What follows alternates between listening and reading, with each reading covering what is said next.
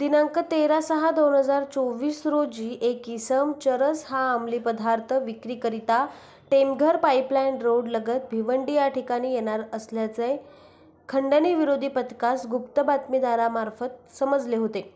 सदर बातमीच्या अनुषंगाने खंडणी विरोधी पथकातील अधिकारी व कर्मचारी यांनी सापळा रचून अनिल कुमार प्रजापती याला उत्तर प्रदेशमधून 17,20,000 रुपये किमतीचा 1 किलो 720 ग्रॅम वजनाचा चरस या अंमली पदार्थासह ताब्यात घेण्यात आलेले आहे.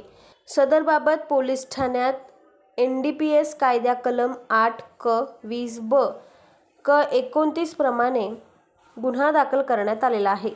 सदर गुन्ह्यातील आरोपी अनिल कुमार प्रजापती यास चरस हा अंमली पदार्थ विक्री करणारा इसम अर्जुन कुमार प्रजापती उत्तर प्रदेश येथे तपास पथक पाठवून त्यास ताब्यात घेऊन दिनांक 20/6/2024 रोजी अटक करण्यात आलेली आहे.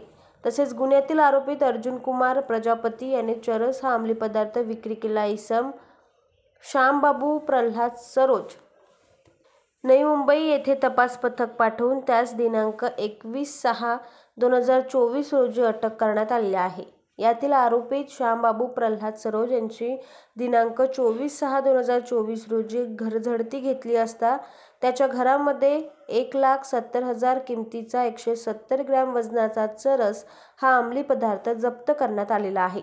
याप्रमाणे नमूद गुन्ह्यात खंडणी विरोधी पथकातील अधिकारी व कर्मचारी यांनी एकूण 3 आरोपींना अटक करून त्यांच्याकडून 18,90,000 रुपये किमतीचा 1 किलो 890 ग्रॅम वजनाचा चरस हा अंमली पदार्थ जप्त करण्यात आला आहे.